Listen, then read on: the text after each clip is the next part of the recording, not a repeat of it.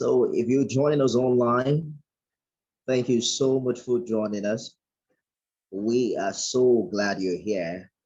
And the next 30 minutes thereabouts, I believe will be very impactful for you.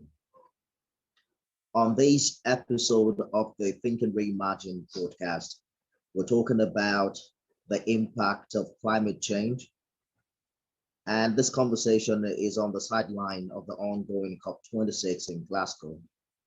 The world is getting warmer for obvious reasons. Fossil fuel emissions caused by humans. Our ice caps are melting, the sea levels are rising. We now see more extreme weather events taking place around the world. Call them floods, forest fires, heat waves. These naturally occurring events are being made worse because of the effects of climate change. We're told the past 10 years were the warmest on record. And we've seen governments around the world agreeing year in, year out on urgent action that must be taken. So the COP26 event, as you all know, is a global United Nations summit about climate change and how countries are planning to tackle it. That particular summit is ongoing in Scotland at the time. This is November 8th, right? As of the time of recording this podcast. COP stands for Conference of the Parties, and this is the 26th meeting, which is why it's called COP26. And we've followed conversations among world leaders in this regard in the past days. And let me introduce my guest to you on this particular episode. Monica Fatogun is an environmentalist, a green tuber, main Greenie. Perhaps to tell us more about that in the course of this conversation. Bunmi Obanawu is of the Fight Against Desert Encroachment faith. Hello, ladies. Thank you for joining us on this conversation. Let's begin with Monica. So for some, the climate conferences, the climate conference known as COP, seemed like a bunch of aimless talk. For more than 30 years, the UN has held these conferences and the world is still on track for what we now know as a catastrophe. I just want us to begin with a bit of international politics. What are your thoughts about this regard? Perhaps today, or it was yesterday, I can't remember precisely, we saw the young female climate activist Greta Thunberg talking about the COP26 being a failure. What are your thoughts about the ongoing global conversations in this regard, particularly the Conference of the Parties? Hi, thank you so much. Thank you to everyone for allowing me to speak on this podium. Honestly, I feel there is a lot of discussion. There's a lot of knowledge, even though the majority, we feel not many people know about climate change. But this conference per se have a lot of people, have a lot of dignitaries, the governments that do, I believe they do have an idea about the consequences of climate change, but that would mean, stopping their money, from flowing. And that is, I think, the bone of it. And so there's a lot of mitigation promises that will reduce. Actually, we are at the verge of this thing has to stop. We have to get to net zero. But everybody is in talk. It's kind of beating around the bush about how they would reduce this, how they would reduce that. But I want to take history into perspective. What everybody has done, we'll reduce by this amount, by that amount, but been no change. And that's why 26 is seen as critical. We as environmentalists, a large portion of our thought process, we have to be optimistic. optimistic. So we are always hoping for the best, that, come to terms with the fact that climate change is a serious global threat to our economy, to our landscape, to everything. So there is a part of us that, wants to be optimistic that they are taking this seriously. There were a lot of conversations made. Like, I know the president, I think the president of the Galapagos Islands decided to add 60,000 square meters more to the protected area there.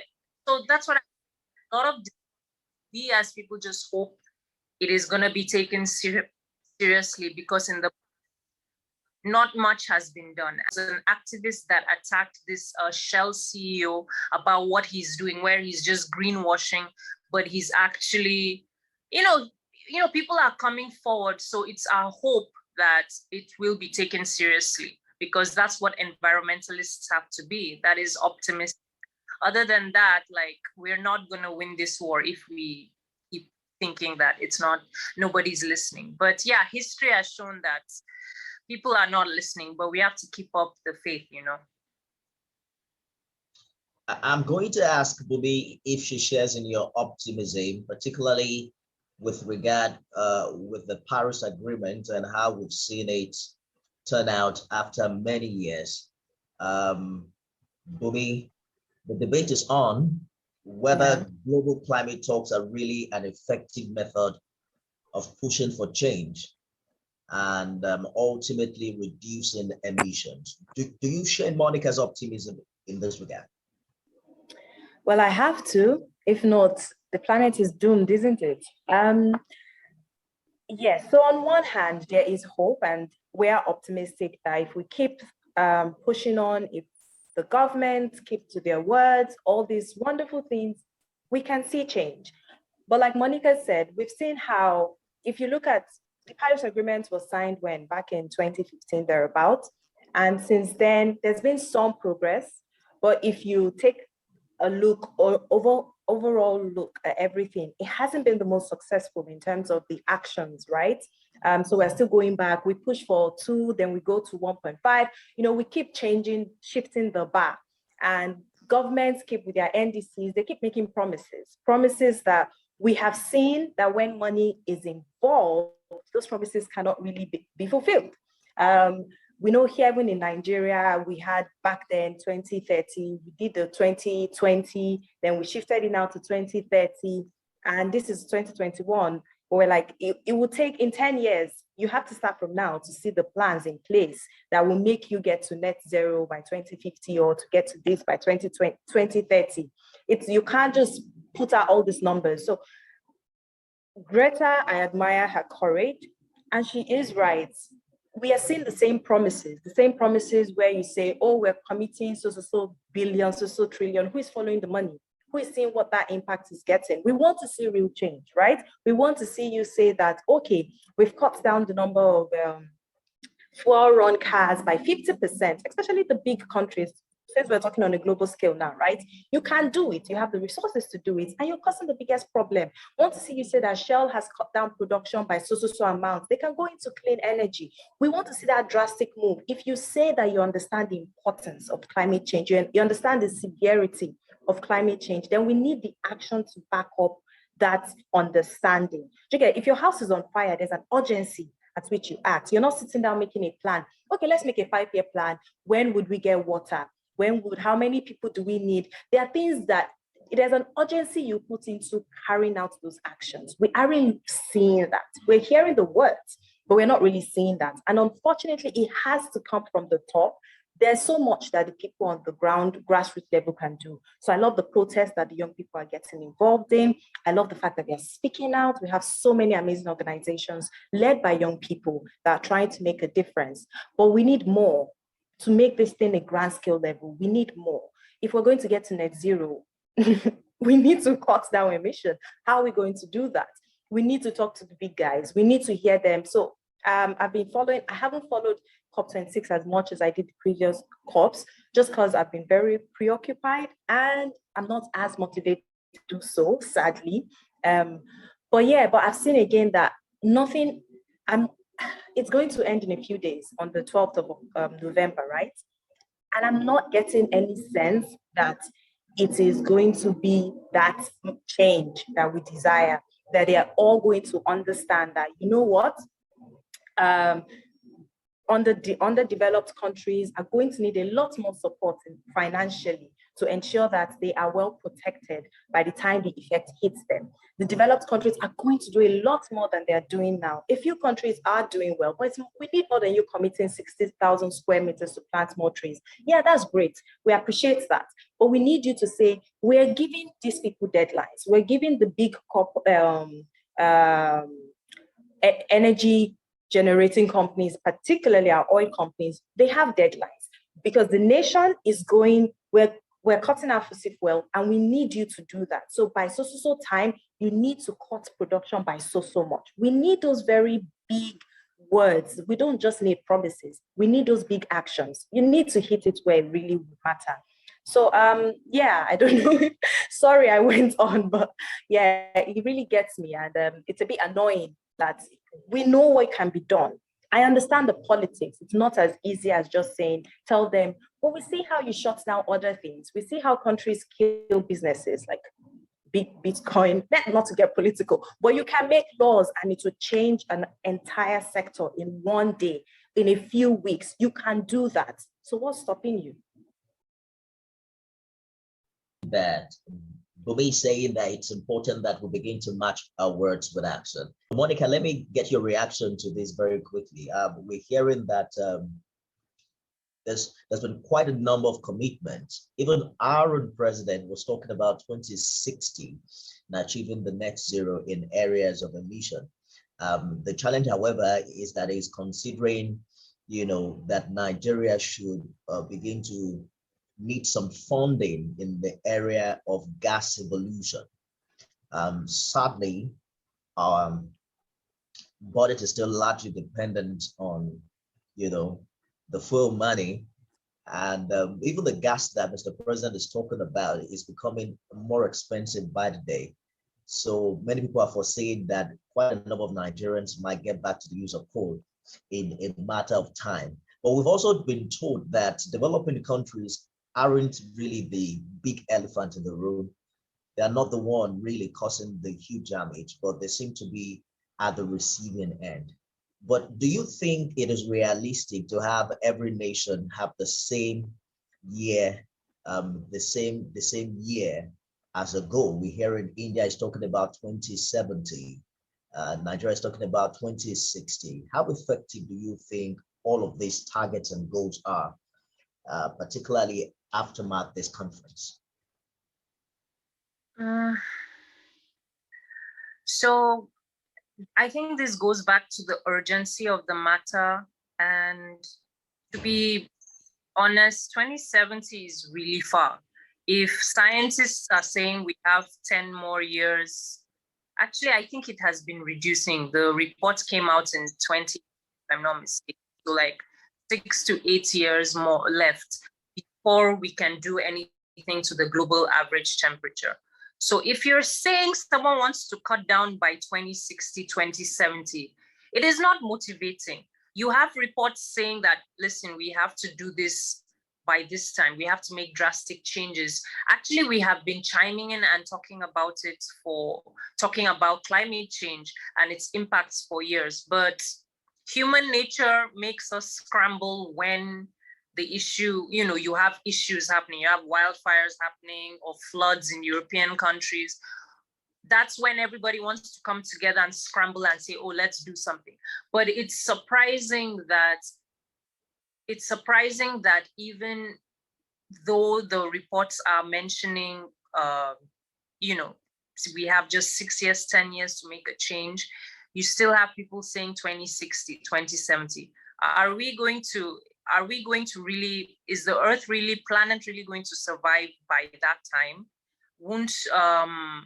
If you want to be reducing pollution, then is that an appropriate time though? It's what I'm saying is demotivating when you have you have a lot of reports, you have thousands of scientists coming together and chiming in, you have climate activists coming together, telling you what exactly needs to be done. And it's not just them saying it, it's also with proof. It's also with data. And there you're sitting saying 2060. So yeah, I really feel the future is a bit, if you have people giving deadlines that are way ahead of the right time to actually do something, because 2070, yeah, you might go down zero, but that might be a wrong time, because this is the crucial moment where we can at least stabilize the global temperature. After 6 years, 6 to 8 years, it's gonna reach a high degree where we can't even change it at all. So whether you're reducing it by 2070, I feel it might not matter. So yeah, I want to remain optimistic, but yeah, hearing what you're saying, but that is exactly how I feel right now, hearing that. It's a bit unfortunate, and it's sad, and I can see why climate activists are just, people, we the people, we feel deflated, because we've done everything, the whole assignment. We've presented the food on a platter to you. Do something, and the result is just not what. Absolutely. I agree with you. Greta did mention that the conference itself has become more of a PR than having conversations that can improve the environment, as it were. But let me come to you, Bunmi. Let's talk about the kind of urgency that scientists are talking about, that activists like you are emphasizing. When you come back home, do you feel that sense of urgency, particularly how human activities are beginning to alter, climatic conditions, the issues of emission of greenhouse gases from vehicles, burning of hydrocarbon products, deforestation, which I believe that you are particularly concerned about, industrial emissions, and the rest. We hear most of these issues on TV, but I doubt if we're beginning to, talk to young people about them and begin to prioritize them, even though I know that Nigeria has some very fantastic policies in that regard. Yeah. Okay. So with Nigeria, we have a lot of issues. I'm back. Okay, I'm not sure if you heard anything I was saying initially, but talking about Nigeria, bringing it home to Africa and particularly to Nigeria, because we have so much that we need to address. Sometimes climate change, the urgency of it is almost, it's like, I have so much issues we're facing hunger, we're facing lack of electricity. So when you talk about energy efficiency, you talk about clean energy, there's barely light anyway. So where are we going to get these things? Like, you're talking about alternative sources of energy. I don't even have the primary source of energy in the first place. So there are a lot of issues that, then we talk about poverty. People are like, well, I barely have money to buy food. But what people fail to understand is all these issues are only going to be intensified because of climate change. So here we have issues of herdsmen clashes. I always use that as an example because it shows clearly how climate change can exacerbate problems. So why are they moving? They're moving because they can't feed their animals anymore. They've lost greenery, they've lost fertile land, they can't plant. We have farmers that are migrating and they're looking for other sources of income. So they move to greener pastures. Now, if we had helped prevent that from happening, it wouldn't lead to this.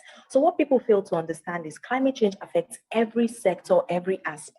If we fix electricity, for example, if we get electricity to the rural areas, start with that. Then they will not need to cut down as many trees as they are cutting down to generate firewood, and not just getting it to them, getting it at an affordable rate. So there are so many things that it's interlinked. So when I want to talk about climate change, particularly in our community, in our society, it can be separate from the bigger picture. It can be separate from helping people understand that if we have better drainage system, then when flooding comes, it will reduce the severity of it because the water will pass. But flooding will come because the sea levels are rising. So there's a link between the fact that we are very underdeveloped, and if we don't improve the infrastructure, we would be worse off when they already come in the effects, but when the effects intensifies. And that is what Monica was saying about having targets. Understandably, you might not be able to hit 2030, but if they're telling you that by 2030, you need to reduce by 45% from your 2010 levels, if not, it might be impossible to make any difference again, then you understand that you don't have the luxury of time. So what can you do by 2030? There's so much it's 10 years. 10 years is not a long time if you break it down to all the things that you need to do. So to answer your question, when we come down to Nigeria and with promises, we can't solve climate change problems without solving our underlying issue of development. If we don't develop, we would suffer through those issues. If we don't develop and find better storage for our food, when the famine hits, because it will hit, droughts, our rains will come. The weather patterns are already changing. Sometimes we have more rain, sometimes we have less rain, sometimes the weather is hotter, sometimes it's less.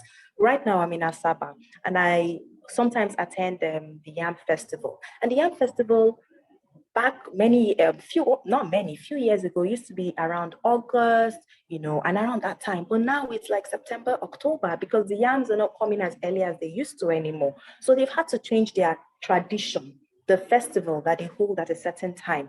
And people are like, but why? But if we had better storage, better irrigation system, then you're better prepared to meet the effects of climate change right in the middle. So on one hand, you're trying to, so I guess that's where mitigation and adaptation comes in. So you're trying to mitigate, but you also have to try to adapt. If not, the two have to work together, particularly in our environment. I agree with you, Bunmi, that it's important that we begin to identify the core of the challenges, particularly when you talk about the farmer headers crisis. When we look at it, we don't look at it from the angle of climate change. The issue of flooding in Nigeria, how it's affecting crop yield, how people are losing their jobs, the issue of health crisis, for instance, even power. Most of our electricity is gotten from water. Let's talk about Monica. Let's talk about the role the young people can play. I think it's a fantastic job you're doing on YouTube, trying to educate people in this regard. Talk to us about your inspiration and how you think young people can join, in this need to begin to advocate and carry more people along. Thank you very much. So actually started out as, after studying environmental science and working in the field for such a long time, I was working at a nature park in Lagos, and had coming in, and the park was preserving 20 hectares of beautiful natural forests. So, we had visitors that would just come and be clueless about, okay, what am I here? Because their view was just, how is it not the ecological significance of having that greenery. So, being a passionate environmentalist, that used to really get on, and I get very, how do people understand? So it just fact that many really don't know this thing, and because these people are not, I would always see school children coming to Lufasi and they are mesmerized.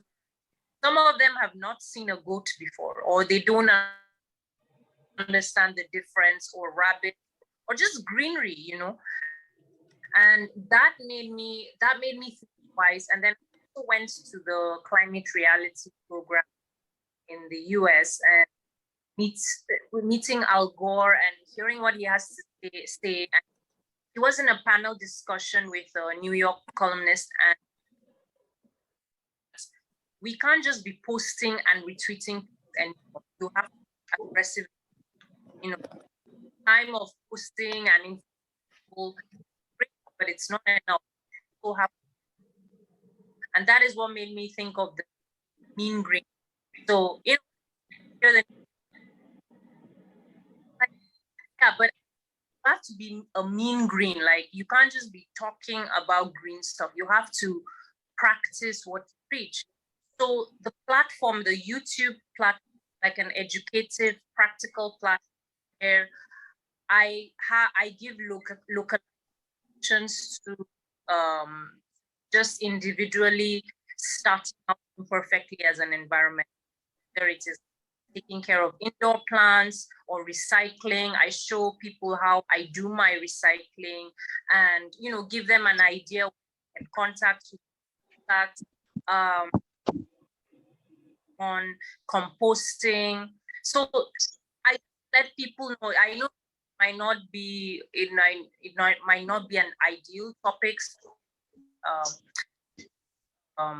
location we're at, but I just feel people have to know, and I have to do my part. Yes, I'm as an the exposure, I get the opportunity to plant trees and all, but not everyone can. So what can others do imperfectly? Just start, because everybody's waiting for the government, not knowing that most of the movements in our world started with individuals.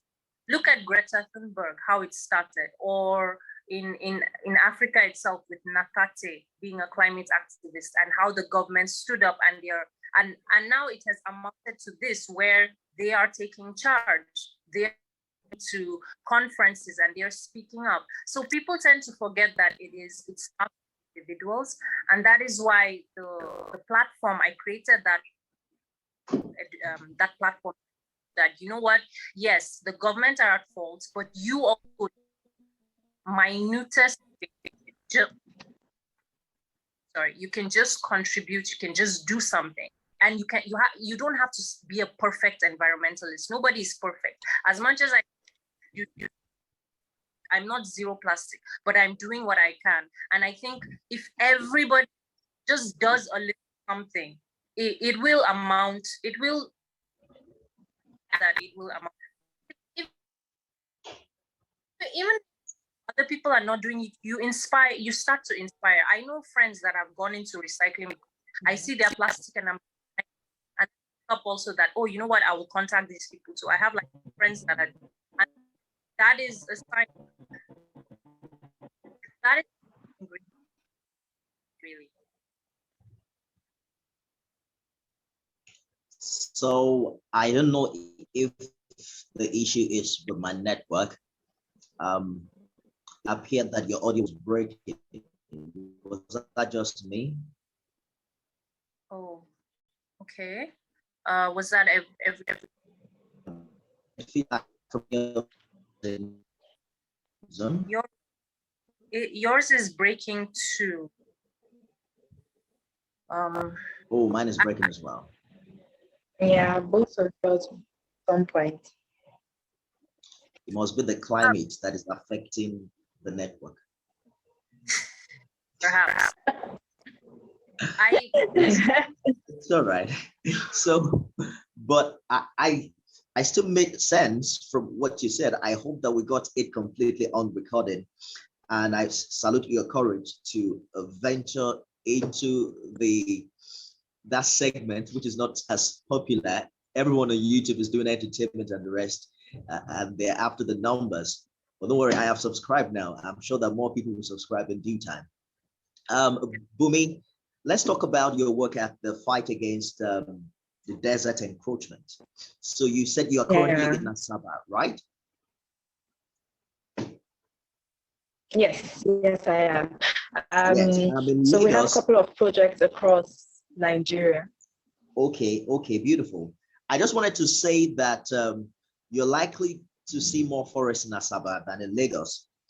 I live in a place and we're so lucky to have this forest behind us, and I stay upstairs. The air is so cool at night. I mean, it's not a typical, Lagos. Until recently, I just saw some bulldozers entering into the woods, cutting our precious forest, and then I'm told now that they are planning to plant, houses in that region. Of course. Talk to us about how important these things are, particularly as we begin to embrace commercialization.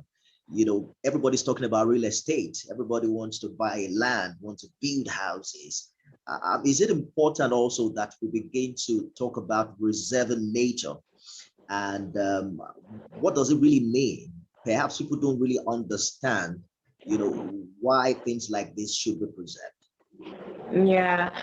So the story you just told is very common with pretty much a lot of real estate development. In fact, with Fade Africa, we have this weekly column on Sun newspaper. And I think it was 2 weeks ago, there was this article we published, and it was titled, if the concrete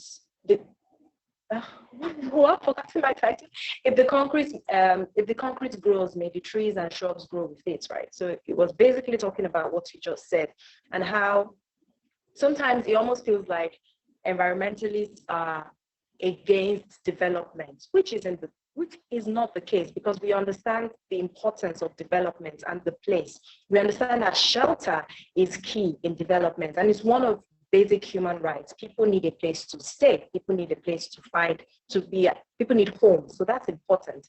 But now the question is, there should be a balance. These things can coexist. It shouldn't be either or. So we tell people, you come into a space and you see lots of greenery. What blows my mind, particularly in Lagos, you wipe out the entire thing and then you plant artificial plants. I'm like, what's the sense behind that? Why not? But I don't know how many people have seen like drawings. You start with a drawing.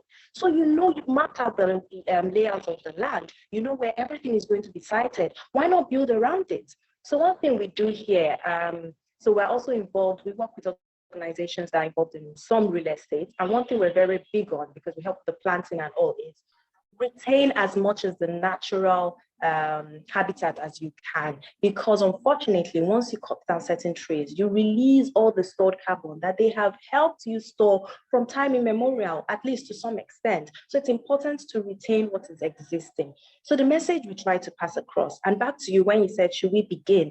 It's too late to be beginning. This is something that we should already be talking about, and that is green spaces and houses. And it's even in the Constitution. Well, at least I know that it's in Lagos land law, where you're supposed to have a certain amount of green spaces in your compound. Of course, nobody really abides by that, and it's not implemented. But it is there, and it is advised. And you see this in a lot of developed spaces, where you can't just have all concrete, and then you have one tiny plant that you put there, barely even taken care of, because it dies all the time, and when people understand the importance, like where I am, where Nelson Mandela Gardens, right? And every morning I come out, I can take a walk around the park, and it's beautiful. If I'm stressed at the end of the day, I take a walk around, and I am not even trying to just sell green spaces, right? But there's a load that it lifts off you, and you can breathe in clean air. Lagos particularly is so polluted. We need green spaces. We need more urban parks. People should plant trees, if for nothing else, so that you can, to some extent, clean the air that comes around your houses, right? So talking about real estate and environment, there needs to be a big conversation that we should have with developers. You can have your business, you can maximize profits and still maintain as much green spaces as possible. And the government has to put in place areas where you can't cut down, because they should be reserved. We should have green spaces reserved, that no matter how much that land appreciates, you cannot cut it down, because that is the purpose for that space, to just be green. We need a lot of that. You're right, Lagos, Asaba, well, for now, maybe it's because they don't have as many people as Lagos. So sometimes I try not to be overly optimistic about areas, because we've seen that with development, particularly when it is not planned from the very beginning, it always is sacrifice. The climate is sacrificed. Green spaces is sacrificed for development, which shouldn't be the case. Green spaces are part of development. Like you go to developed countries, that's a big deal. So if we're trying to copy, if we're trying to take in what they have, then we should understand that if green spaces are important there, it's because it's important everywhere. So I hope you did something more than just feel sad. I hope you went to talk to them to not bulldoze those trees. That's part of you. That's part of what young people can do. We can talk. Yeah. In fact, sorry to just add, there was this time along Body Lawn. This was way back then, a few years ago. They were cutting down trees, and what we had done at the time, we organized a vigil, and we went there to sit in front of a lot of those trees and say, "Except you're willing to cut us down, you are not cutting these trees," and it worked. Well, we had to come to a compromise because I think they were trying to expand, maybe dig some drainages, but it worked, and we maintained at least close to 70% of those trees. So yeah, you can do something like that. Go sit there, do a sit out, and prevent them from cutting more trees.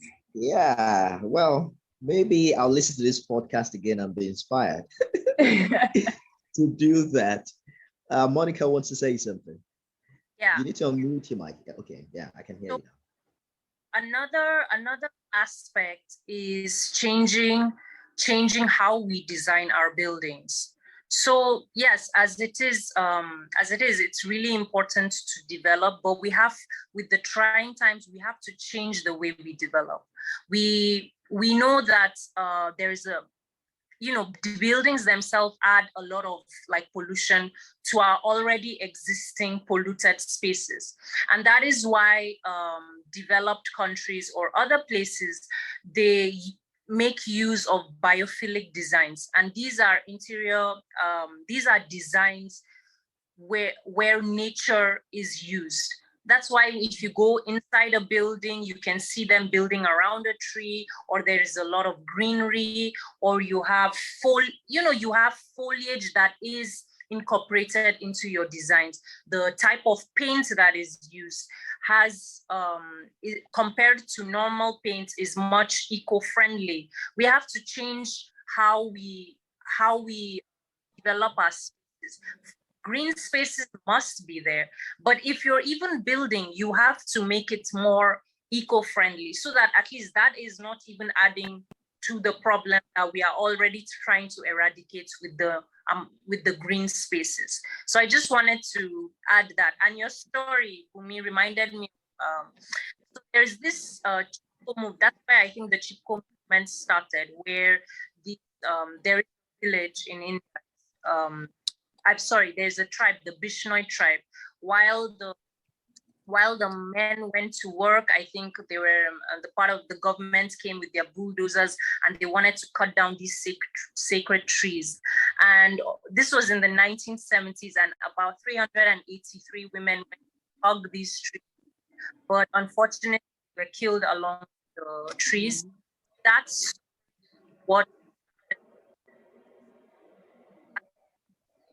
hugging around trees, like where became a phenomenon right now, like tribes like go cut down, or you want to go and kill their.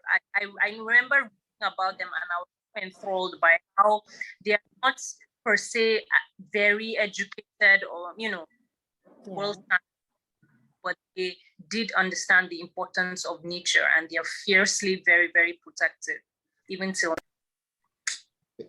Indeed. Let me stay with you for a bit, Monica. I hear you talk a lot about indoor plants. Is that also an alternative that can be explored in urbanized areas like Lagos? So yes, it's kind of what I say. Lagos as a city has been overpopulated by buildings. Even though we say plant trees, the thing is that was the solution.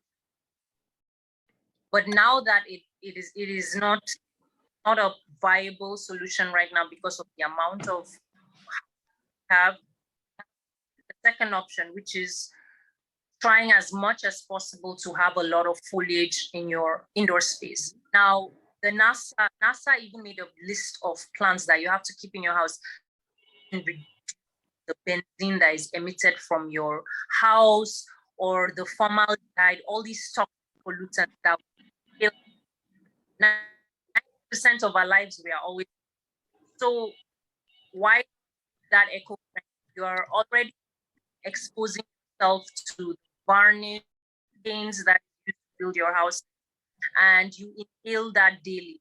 So these plants, like the snake plant, like you have the spider plant, different kind of plants.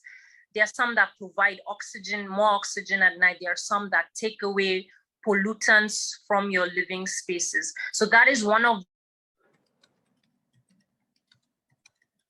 reasons to have indoor plants. There's also the benefits of how it elevates your mood. That is why when you go to a forest or you're near plants, there's a sense of calm you feel, because plants have the power to reduce your stress. And that has a ricochet effect of preventing cancer. But most of all, it's known for its mood boosting properties. So that is one of the reasons why indoor plants are to be highly beneficial, not false ones that are just made out of plastic, no, like real. So they find out which plant works in your home. Like you have some that are they're fussy, like plants, but many benefits. If you have the best, which I do is like, the best thing is if you see a window, try and place your plant near that window, whether you have a nice shelf. And I mean, you even have some plants that they're not fussy at all. Like, yep. And I don't want to go much into plants, but have the benefits. And I think that like right now that Lagos does not have any so-called green space to plant. Individuals that can't plant, I mean, keep indoor plants. It helps the environment. It helps your health. So I'm not there to. So even if you don't want to keep indoor plants, at least you have a balcony. At least you have some sort of a compound, or you have, so there are spaces you can still put some greenery in. So they're like, there's no excuse. Everywhere is not like Asaba. No, but you have nobody is going to come and one thing you can be sure is at least no one is coming to steal your snake plant or your aloe vera, so you can you can put something outside your environment that would still encourage you to have the benefits of green spaces. But yes, it is important. I agree with you. I'm thinking that we'll have to continue this conversation. Perhaps I don't think the network is doing justice. I'm hoping that our recording would really have a smooth record of everything you have said. Of course, we talked about green spaces, and time you wonder what politicians see when they travel out of this country, because many of the developed cities, like we mentioned earlier, are developed in such a way that there are green spaces planned with them. Unfortunately, we haven't seen much of that in this part. And I'm just being told now that Gambia has been recognized by the World Economic Forum for its effort at tackling climate change, perhaps the only country in the world achieving the goals. And bear in mind, we're less than 10 years to the 2030 goals that we've all been talking about. Ladies, I must say a big thank you to you. I'm just going to ask for a final thought on this particular topic, and I want you to speak from your heart. Bunmi, you talked about what we all can do as our own bit to ensure that government and people comply. I think it begins with education. Monica talked about the importance of indoor plants. People would rather buy pets than buy plants. It's because they don't know, they don't really appreciate what it does. Many people see it as mere aesthetics. Oh, greenery, oh, it's so lovely, but they don't even understand, deeply what it means and the importance to their own health, so to speak. So let me begin with you, Bunmi. What are your final thoughts in this regard? Particularly, I want you to speak to the need for more people to be in the know, in Nigeria. Yeah, like you said, pretty much hit the nail on the head. There needs to be more education. And this isn't just on the part of the government, this is also on the part of individuals. This is on the part of civil societies, different schools. So sometimes when we go to schools, we try to set up like conservation clubs, right? So that young people are educated. There needs to be an intense system of education that goes out to let people understand, even down to farmers, understanding that. So Monica talked about we need to change the way we develop, and that doesn't just apply to buildings. It applies to how we farm, a lot of things that we do now. We need to change to adapt to our present situation. So we need to go back to the times of shifting cultivation, because we need to give the land more space to just breathe and recover from all the tension that it has gone through. We need to talk about little things like, now more than ever, the reason why you shouldn't litter isn't just because of the aesthetics of it, which is important, but also because the plastics and all of this thing clogs the drainage. And when we get more rains than usual, it will lead to a lot more flooding than usual. So there needs to be a way where we can send the message in a language that people understand. And I just don't mean in terms of the maybe English, Yoruba, but even making it so understandable that they can relate it to their own day-to-day life. So we need to package it in that way. Honestly speaking, if people can't relate to your message, they wouldn't understand it and they will not believe it or run with it. But if they can relate to it, then they will run with it. So there's a need for education. And with that, like I said, we don't necessarily need the government to be involved in everything.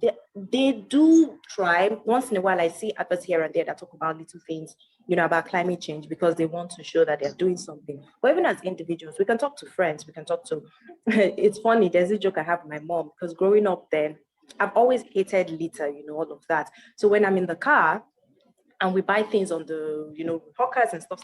And then she puts down the window and wants to throw it out. I'm like, Mommy, why now? She's like, look, now there are a lot of other deaths there. I'm just adding to the one that is there. I'm not creating new. So I used to be so against it. And the older I got, the more I could, articulate why this is wrong. So now when I'm in the car and she wants to like, okay, fine, Bunmi's in the car, so I'll like, leave it in the car now. When we get home, then you can take it and put it in the bin. There's a dustbin at home. You don't have to throw it out.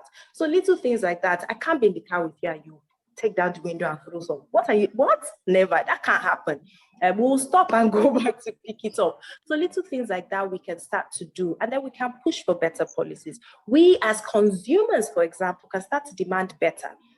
So we can start to demand less packaging. Have you seen the amount of nylon and paper they used to package some of our things? We don't need all of that. We can start to demand for less packaging and go for products that probably have put in more thoughts around sustainable processes. That way, there's a demand for that.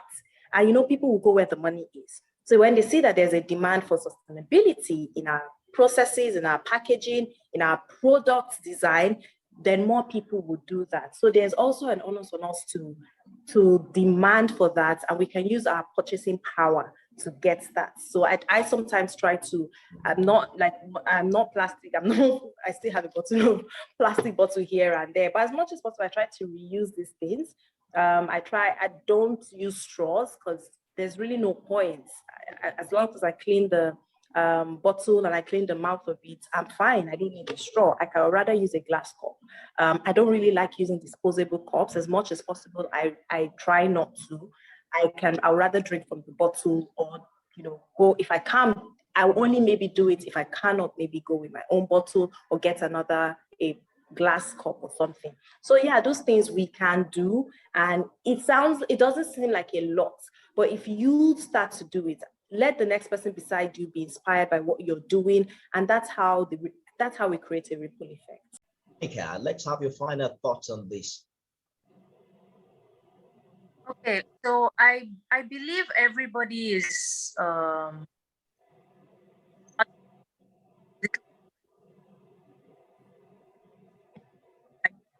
how they can contribute, because there are some people when you speak to them and they want to do what they can, but they are outside, they do. And the truth is that we have so much power in our hands because we are in the digital era where on the web. So whether Instagram or you use other social handles, try and follow other that give an idea on how you can be more eco-friendly. We have to start perfectly. What I always people are, I don't know how to do this, I don't know how to just start small. Even if you don't talk about it, you have to. And I feel people are not interested because they think it's not going to affect them. It's not about them. But the sooner you realize that it's all about us, it's going to affect us one way or the other, that changes your perspective. Like, okay, what can I do on my part? Yes, we know the government is there, but everything's kind of one way or the other starts with what we can do. So that's what I even speak about on my channel, where you don't have to be a perfect environmentalist. Nobody really is. They just start from somewhere. So you need people to speak up about this more, to teach. And I feel there are resources. Everybody is speaking about it. It's just about interest. And that comes from the fact that people are not knowledgeable relates to us or not. So I would just say, to be honestly, start imperfectly and follow social media, whether it is whether it is Nat Geo, just follow something so that you get more insight, more information, because I'm sure most people are on Instagram. So you can just add that to a resource you follow so that you get more information. Absolutely, Monica. I've put on my video, I think that the network got bad.